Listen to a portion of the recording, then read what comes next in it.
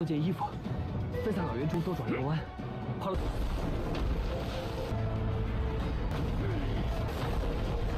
殷姑娘的剑气所伤，趁着这个间隙，我就明显大不如前了。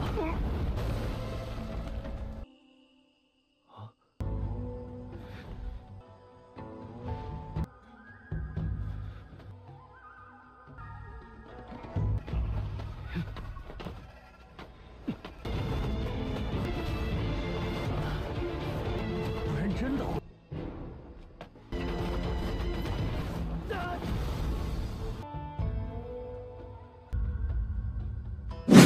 Halo kalian semua, selamat datang di channel Donghua Master. Bagaimana kabar kalian semua? Mimin harap kalian semua baik-baik saja. Dan pada video kali ini kita akan melanjutkan alur cerita dari serial Donghua Sword of Kami episode ke-14. Dan sebelum kita masuk ke cerita terbaru, mari kita sedikit mengingat cerita sebelumnya, yang dimana pada cerita sebelumnya Campingan bersama dengan Ning Yao telah memasuki rencana kedua, ataupun lebih tepatnya melakukan persiapan untuk menghadapi kakek Yue kembali yang sudah merasa marah kepada Campingan sebelumnya karena telah mengincar nona muda mereka, yaitu Nona Tauzi. Dan Campingan telah memiliki rencana untuk menjebak kakek Yue dengan membuat jebakan di sebuah tempat perairan sungai. Dengan kemarin Ning Yao pertama-tama mengalihkan perhatian dari kakek Yue, sedangkan Campingan membuat jebakan dari anak panah yang ditancapkan di sungai itu, yang singkat cerita jebakan itu telah berhasil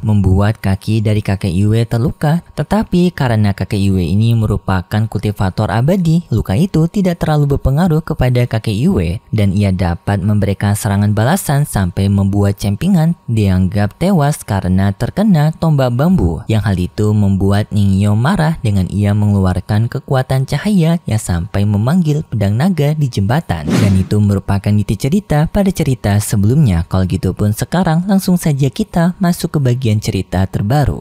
Cerita ini berlanjut dengan diperlihatkan Ning Yao yang mengeluarkan energi abadinya yang tak terkontrol ke atas langit. Yang di sini juga tampak kakek Yue mengatakan kepada Ning Yao bahwasanya ia akan membantu Ning Yao untuk menghilangkan rasa sakit dari energi abadi tersebut, yang maksudnya di sini adalah menghabisi Ning Yao. Lalu kakek Yue pun menyerang Ning Yao menggunakan pukulan dari teknik abadinya, yang untungnya energi abadi tersebut melindungi Ning Yao dari pukulan kakek Yue, yang sampai pada akhirnya peraduan dari kekuatan mereka masing-masing sama-sama meledak di atas udara.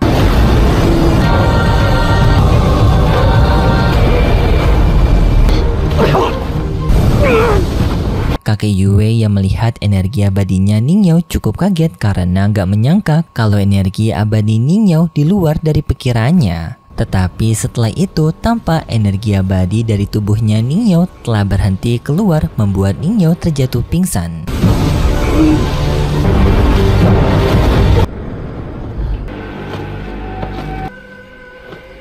Kakek Yue berniat untuk menangkap Ning Yao, tetapi setelah itu kita tiba-tiba saja diperlihatkan dengan Ning Yao yang telah digendong oleh Campingan. Ternyata Campingan masih hidup, yang membuat Ning Yao sangat kaget. Campingan menjelaskan kalau sebelumnya serangan tombak bambu dari kakek Yue hanya mengenai bajunya Campingan saja, dan sebelumnya juga Campingan telah menyelamatkan Ning Yao dengan waktu yang tepat, yaitu sebelum kakek Yue memukul Ning Yao, dirinya datang menghentikan pukulan dari kakek Yue dan dengan segera membawa Ning Yao kabur dari sana. Dan walaupun sebelumnya kakek Yue berniat untuk menghentikan Campingan, untungnya di saat itu Campingan mendapatkan bantuan dari pedang terbangnya Ning Yao, yang sampai membuat kakek Yue terjatuh ke dalam jurang.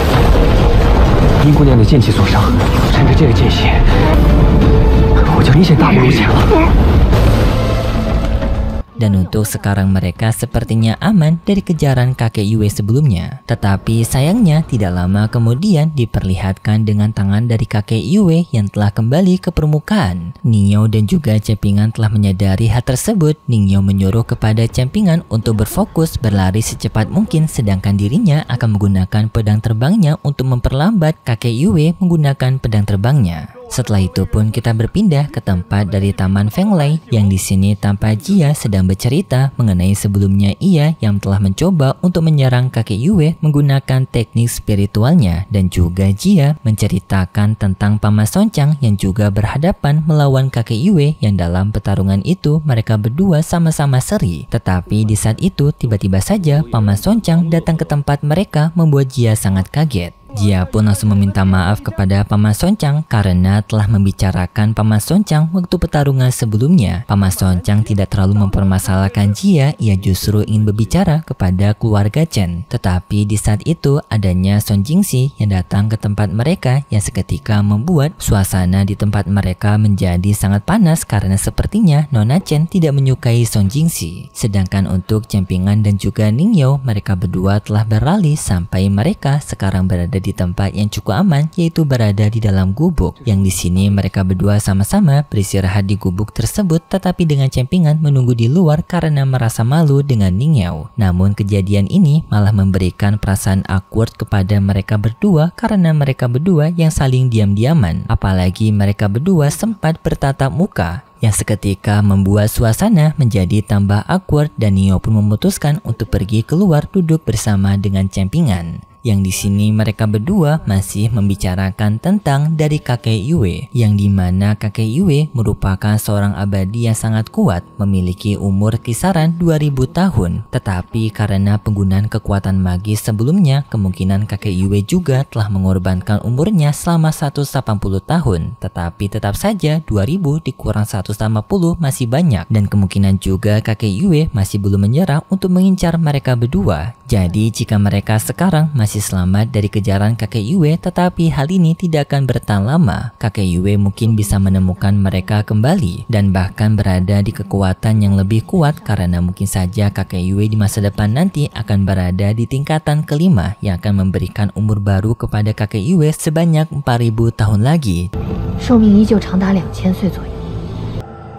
一旦被他跻身上5境，人员显然已经修成了道法。 Jadi urusan mereka untuk melawan kakek Yue akan semakin merepotkan. Kita pun berpindah ke tempat dari Paman Songchang yang berbicara kepada Jia mengenai sebelumnya Jia yang telah menyelamatkan Cempingan dari keserangannya kakek Yue, yang dimana kejadian ini pada episode sebelumnya lagi. Tetapi setelah itu tiba-tiba saja Paman Songchang ini memberikan tekanan yang luar biasa kepada Nona Chen, yang sepertinya di sini antara keluarga Chen dan juga keluarga Song memiliki masalah pribadi. Yang di sini juga Paman Songchang menyinggung ayahnya dari Nona Chen ini, sampai pada akhirnya Song Jingxi menghentikan pamannya dengan alasan tidak baik untuk melukai seorang wanita karena itu bisa mengotori nama baik dari sang paman. Paman Songchang pun menghentikan tekanannya, yang setelah itu pun mereka berdua berpamitan pergi meninggalkan Taman Fenglai, kembali kepada Cempingan dan juga Ningyao. Sekarang mereka berdua kembali ke tempat patung yang sebelumnya yang ada batu gosok dari giok naga. Cempingan mengajak Ningyao ke sini adalah untuk mencari tahu mengenai pergerakan apa yang dilakukan oleh patung raksasa ini. Ningyao menjelaskan kalau pergerakan yang dilakukan oleh patung dewa ini merupakan sebuah pergerakan dari ancang-ancang tinju. Tetapi Cempingan merasa aneh masa pergerakan tinju tidak mengepalkan tangannya malah membuka tangannya. Ningyao menjawab kalau Cempingan masih belum tahu saja mengenai beberapa teknik tinju, makanya Cempingan tidak memahami pergerakan dari patung dewa ini. Yang pergerakan teknik tinju tersendiri memiliki bagian-bagian halus yang memang jarang untuk bisa ditunjukkan dan juga dilihat oleh orang lain.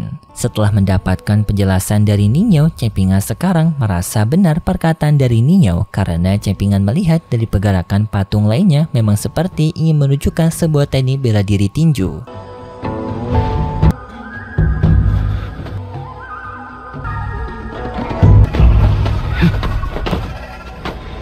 Cempingan mencoba untuk mengikuti setiap pergerakan dari patung-patung itu, tetapi semua pergerakannya tidak bisa diikuti dengan benar oleh Cempingan karena patung-patung ini tangannya kebanyakan telah buntung. Tetapi di saat itu tiba-tiba saja adanya sebuah lemparan batu yang mengarah ke mereka. Untungnya Ningyao dapat membawa Cempingan ke tempat pelindungan. yang ternyata orang itu merupakan Ma Hussuan. Setelah itu pun kita diperlihatkan sedikit flashback antara Ma Hussuan dan juga neneknya, yang di saat itu neneknya Ma Hussuan memarahi Ma Hussuan karena Ma Hussuan yang tidak mencarikan uang untuk makan mereka. Ma Hussuan pun menawarkan kepada neneknya untuk hidup bersama dengan Gunung Zenyang, tetapi neneknya menolak hal tersebut karena ia tidak ingin pergi kemana-mana, karena ia hanya ingin saat ia meninggal nanti dimakamkan bersama dengan almarhum suaminya. Jadi ia tidak ingin pergi jauh dari rumahnya ini. Di saat itu juga Ma Hussuan ingin bertanya mengenai ayahnya Campingan, tetapi di saat itu tiba-tiba saja neneknya menutup mulutnya Ma Hussuan dengan mengatakan kalau ada beberapa hal yang tidak bisa dibicarakan ataupun dijelaskan, yaitu ayahnya Campingan, yang kita sudah ketahui kalau ayahnya Campingan telah melanggar hukum karena tidak memberikan poselin ataupun guci dari kelahirannya Campingan. Kembali ke tempat Campingan dan juga Ma Hussuan, Campingan menjelaskan kepada Ningyao mengenai Ma Hussuan yang juga berasal dari desanya. Tetapi hubungan antara Campingan dan juga Ma Hussuan bisa dibilang tidak baik. Ma Hussuan di sini telah mengetahui situasi dari Campingan dan juga Ningyao, yang di sini mereka berdua sama-sama telah dikejar oleh monster dari Gunung Zenyang, yaitu kakek Yue, yang sampai membuat Ningyao berada di kondisi sekarat. Ma Hussuan juga memberikan ancaman kepada mereka berdua bahwasanya ia bisa membocorkan lokasi dari Campingan dan juga Ningyao agar diburu lagi oleh kakek Yue. Campingan memohon kepada Ma Hussuan untuk tidak melakukan hal itu, tetapi Ma Hussuan menjawab kalau ia telah melakukannya demi uang. Ma Hussuan juga mencoba untuk memojokkan Campingan dengan menuduh kalau semua masalah ini akibat dari Campingan, dan juga Nio sekarang terluka karena Campingan yang telah membawa Ningyao ke dalam masalah pribadinya Campingan. Jadi di sini Ma Hussuan mencoba untuk mengadu domba antara Ningyao dan juga Campingan. Tetapi untungnya Ningyao tidak terpengaruh hal tersebut, tetapi Campingan juga meminta kepada Ningyao untuk beristirahat dan membiarkan masalah ini dirinya yang menghadapi, karena dirinya memang memiliki sedikit masalah dengan Ma Hussuan. Ningyao meminta kepada Campingan untuk berhati-hati karena Ningyao telah menyadari kalau kekuatan Ma Hussuan berada di atas Campingan. Setelah itu pun pertarungan antara Campingan dan juga Ma Hussuan pun terjadi dengan mereka berdua saling beradu pukulan satu sama lain.